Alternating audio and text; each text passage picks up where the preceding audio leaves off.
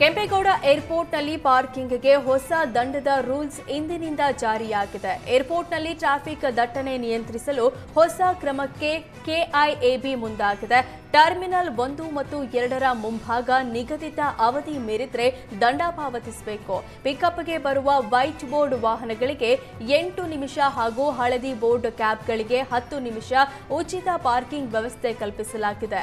ಉಚಿತ ಪಾರ್ಕಿಂಗ್ ಅವಧಿ ಮೀರಿದ್ರೆ 8 ರಿಂದ 13 ನಿಮಿಷಕ್ಕೆ ₹150 ದಂಡ ವಿಧಿಸಲಾಗುತ್ತೆ. 13 ನಿಮಿಷದಿಂದ 18 ನಿಮಿಷ ಪಾರ್ಕಿಂಗ್ನಲ್ಲಿ ಇದ್ರೆ ₹300 ದಂಡ ಹಾಕಲಾಗುತ್ತೆ. 18 ನಿಮಿಷ ಮೀರಿ ವಾಹನ ನಿಲ್ಲಿಸಿದ್ರೆ ಟೋಯಿಂಗ್ ಮೂಲಕ ಕಾನೂನು ಕ್ರಮ ಕೈಗೊಳ್ಳಲಾಗುತ್ತೆ. ನೂತನ ಪಾರ್ಕಿಂಗ್ ದಂಡ ಅಸ್ತ್ರ ಇಂದಿನಿಂದ ಜಾರಿಯಾಗಿದೆ. ಹೊಸ ರೂಲ್ಸ್ಗೆ ಈಗಾಗಲೇ ಚಾಲಕರು ವಿರೋಧಿಸಿದ್ದು, ಈ ಹಿನ್ನೆಲೆ ಪಿಕಪ್ ಪಾಯಿಂಟ್ ಬಳಿ ಬಿಗಿ ಪೊಲೀಸ್ ಬಂದೋಬಸ್ತ್ ನಿಯೋಜಿಸಲಾಗಿದೆ. ಸ್ಥಳಕ್ಕೆ ಈಶಾನ್ಯ ವಲಯ ಡಿಸಿಪಿ ಸಜಿತ್ ಭೇಟಿ ನೀಡಿ ಪರಿಶೀಲಿಸಿದ್ರು. ಕೆಎಸ್ಆರ್ಟಿಸಿ ಬಸ್ ಮೇಲಿನ ಜಾಹೀರಾತಿಗೆ ಪ್ರಸನ್ನ ಕುಮಾರ್ ಸ್ವಾಮಿ ಎಂಬವರು ಡಿಪೋ ಮ್ಯಾನೇಜರ್ಗೆ ಕರೆ ಮಾಡಿ ಆಕ್ರೋಶ ಹೊರಹಾಕಿದ್ದಾರೆ. ಆದಾಯಕ್ಕಾಗಿ ರಾಜ್ಯ ಸರ್ಕಾರ ಜಾಹೀರಾತು ಮೊರೆ ಹೋಗಿದ್ದು, ಬಸ್ಗಳ ಮೇಲೆ ಚೈನಿ ತಂಬಾಕು ಜಾಹೀರಾತು ರಾರಾಜಿಸುತ್ತಿತ್ತು.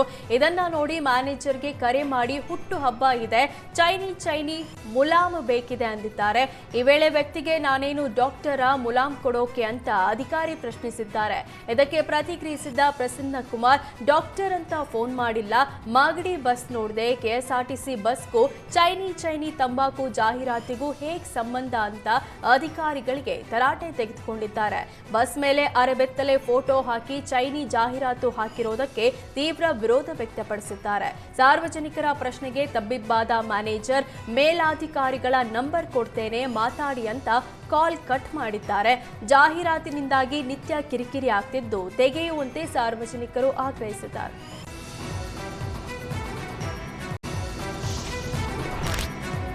ಕಾಫಿ ತೋಟದಲ್ಲಿ ಅಕ್ರಮವಾಗಿ ಗೋ ಹತ್ಯೆ ನಡೆದಿದ್ದು, ತೋಟಗಳಲ್ಲಿ ಕೆಲಸಕ್ಕೆ ಬಂದಿರುವ ಅಸ್ಸಾಂ ಕಾರ್ಮಿಕರು ಕೃತ್ಯ ಎಸಗಿದ್ದಾರೆ.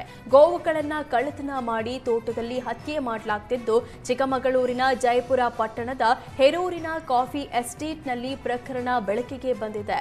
ಖಚಿತ ಮಾಹಿತಿ ಮೇರೆಗೆ ಸ್ಥಳೀಯರೊಂದಿಗೆ ಪೊಲೀಸರು ದಾಳಿ ನಡೆಸಿ ಮೂವರನ್ನ ವಶಕ್ಕೆ ಪಡೆದಿದ್ದಾರೆ. 2 ದನಗಳನ್ನು ಹತ್ಯೆ ಮಾಡಿ ಮಾಂಸ ಹಂಚಿಕೆ ವೇಳೆಯಲ್ಲಿ ದಾಳಿ ಮಾಡಲಾಗಿದ್ದು, ಆರೋಪಿಗಳಾದ ಅನ್ಸರ್, ಮಜೀದ್, ಮುಜಾಮಿಲ್ನನ್ನ ಪೊಲೀಸರು ವಶಕ್ಕೆ ಪಡೆದಿದ್ದಾರೆ. ಪಿಎಸ್ಐ ರವೀಶ್ ನೇತೃತ್ವದಲ್ಲಿ ಪೊಲೀಸರು ದಾಳಿ ನಡೆಸಿದ್ದು, ಬಾಳೆಹೊನ್ನೂರು ಪೊಲೀಸ್ ಠಾಣೆಯಲ್ಲಿ ಪ್ರಕರಣ ದಾಖಲಾಗಿದೆ.